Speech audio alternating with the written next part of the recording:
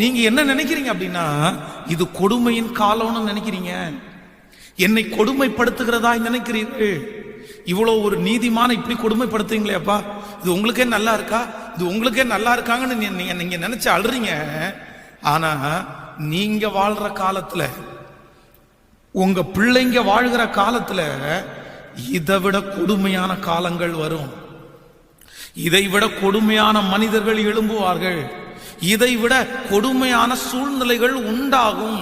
அதனால ஒண்ணு பண்ணுங்க, நீங்க பிதாவை நோக்கி இப்பொழுது அழுகிறீங்கல்ல, எனக்காக அழுறீங்கல்ல, எனக்காக நீங்க அழுது ஒண்ணும் பண்ண போறது இல்ல. ஏன் அப்படின்னா, என் பிதாவினுடைய சித்தத்தை நான் நிறைவேற்ற வேண்டியது இருக்கிறது. அதனால ஒண்ணு பண்ணுங்க, உங்க கண்ணீரை நீங்க வீண் பண்ணாதீங்க. ஆனா உங்களுக்காகவும் உங்கள் பிள்ளைகளுக்காகவும் நீங்கள் என்ன செய்யுங்க அப்படின்னா, நீங்கள் அழுங்கள்.